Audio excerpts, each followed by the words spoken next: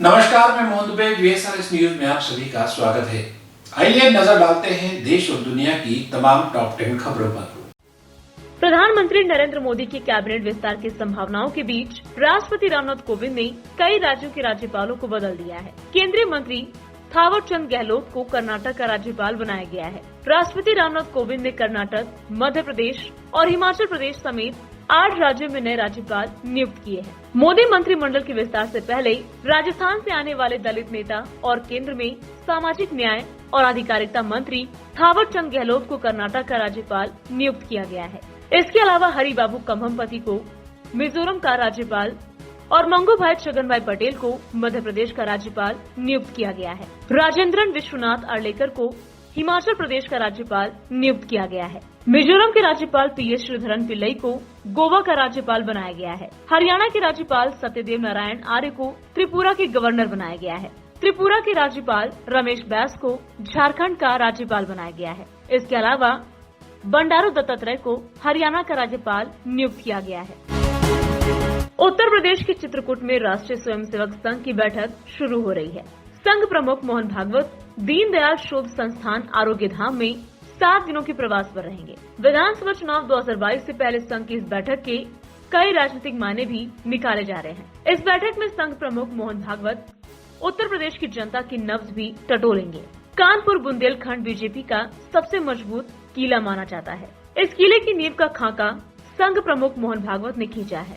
संघ की बैठक में कई बीजेपी नेता और संगठन के पदाधिकारियों ने पहले से ही डेरा डाल दिया है। इस बैठक के ये भी मायने निकाले जा रहे हैं कि 2022 की विधानसभा चुनाव में कानपुर बुंदेलखंड की 52 में से 52 सीटों पर जीत दर्ज कर क्लीन स्वीप करने की तैयारी में है। अखिल भारतीय अखाड़ा परिषद ने संघ प्रमुख मोहन भागवत के बयान का समर्थन किया है। अखाड़ा परिषद के अध्यक्ष महंत नरेंद्र गिरि ने कहा कि ये बात सही है कि देश में रहने वाले हिंदुओं के साथ ही मुसलमानों और ईसाइयों का DNA एक ही है। कुछ लोगों ने लालच और दबाव में हिंदू धर्म छोड़कर इस्लाम और क्रिश्चियन धर्म अपना लिया था। उन्होंने कहा कि भारत में रहने वाले सभी मुसलमानों और ईसाइयों के पूर्वज पहले हिंदू ही थे। वही मॉब लिंचिंग की घटनाओं पर संघ प्रमुख मोहन भागवत द्वारा दिए गए बयान का भी समर्थन किया है। प्रधानमंत्री नरेंद्र मोदी अपने मंत्रिमंडल की इसी हफ्ते विस्तार कर सकते हैं। भाजपा के शीर्ष स्तर पर इसकी कवायद जारी है। कैबिनेट विस्तार में लगभग 1.5 दर्जन नए मंत्रियों को शामिल किए जाने की संभावना है। मंत्रिमंडल विस्तार में आगामी विधानसभा चुनाव वाले राज्यों का विशेष ध्यान रखा जाएगा। मोदी के मंत्रिमंडल विस्तार की संभावनाओं के बीच असम के पूर्व मुख्यमंत्री सर्बानंद सोनोवाल कांग्रेस छोड़ भाजपा में शामिल हुए ज्योतिरादित्य सिंधिया और नारायण राणे समेत कई नेताओं को आज ही दिल्ली बुलाया गया है। सुप्रीम कोर्ट ने ओडिशा के कई अन्य हिस्सों में रथ यात्रा की अनुमति की मांग करने वाली याचिकाओं को खारिज कर दिया। ओडिशा सरकार द्वारा सिर्फ पूरी जगन्नाथ मंदिर में रथ यात्रा करने की अनुमति दी गई है। सुप्रीम कोर्ट ने कहा कि आशा करते हैं कि भगवान अगले साल रथ यात्रा की इजाजत देंगे। सुप्रीम कोर्ट ने पाबंदियों के साथ पुरी में रथ यात्रा के सरकार के आदेश को सही बताया। बाकी हिस्सों में सिर्फ मंदिर के भीतर पूजा की अनुमति है। मामले की सुनवाई कर रहे मुख्य न्यायाधीश ने कहा कि मैं भी पुरी जाना चाहता हूँ। आशा है कि अगले साल भगवान सभी रस्म पूरा करने की अनुमति देंगे।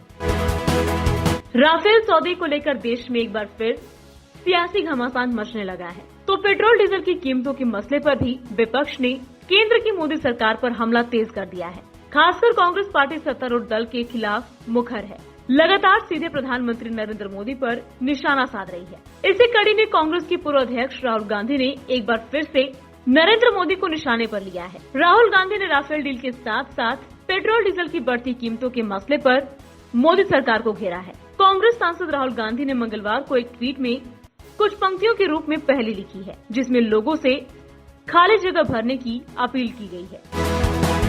अयोध्या में राम मंदिर निर्माण का काम तेजी से चल रहा है। इस बीच मिर्जापुर से मंदिर निर्माण के लिए गुलाबी बलुआ पत्थर मंगवाया जा रहा है। डीएम ने बलुआ पत्थर की पहली खेप को मिर्जापुर से अयोध्या के लिए हरी झंडी दिखाकर रवाना किया। बता दें कि बलुआ पत्थर काशी और प्रयागराज के बीच में विंध्याचल पर्वत के बीच बसे मिर्जापुर की खदानों से निकलता है। राम मंदिर निर्माण के लिए गुलाबी बलुआ पत्थर को मिर्जापुर से अयोध्या भेजा गया। मिर्जापुर के डीएम प्रवीण कुमार ने कहा कि राम मंदिर के लिए यहां से गुलाबी बलुआ पत्थर अयोध्या भेजा जाएगा। उन्होंने कहा कि मंदिर के लिए करीब 27 पत्थरों की पहली खेप को सोमवार को ही रवाना कर दिया गया। इसी तरह के करीब 19,000 पत्थर मंदिर निर्माण के लिए भेजे जाएंगे।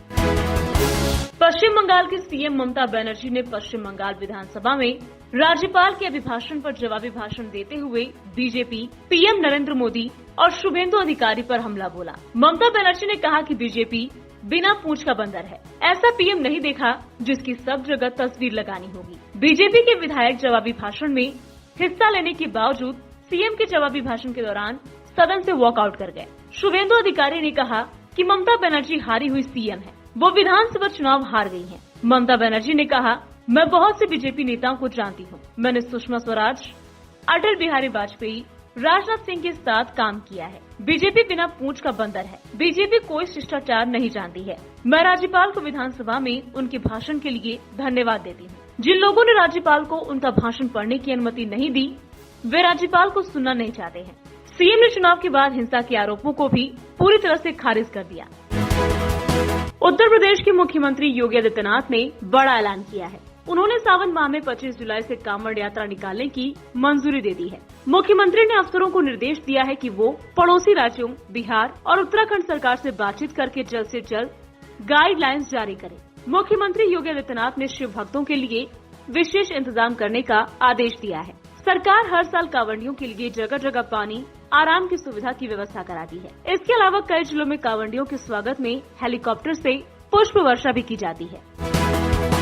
महाराष्ट्र विधानसभा में स्पीकर ने भाजपा के 12 विधायकों को गाली गलौज और बदसलूकी करने पर 1 साल के लिए निलंबित कर दिया था। इसके विरोध में आज भाजपा के विधायकों ने सदन के बाहर अपना समानांतर विधानसभा सत्र शुरू किया है। भाजपा विधायक हाथ में पोस्टर लिए सदन के बाहर बैठे नजर आए। महाराष्ट्र विधान परिषद में एलओपी प्रवीण दरेकर ने घोषणा की है कि कालिदास कोलंबकर उनके इस सत्र में अध्यक्ष होंगे। महाराष्ट्र विधानसभा के बाहर भाजपा के विधायकों ने मंगलवार को अपने 12 विधायकों के निलंबन और ओबीसी आरक्षण के मुद्दे पर विरोध प्रदर्शन किया।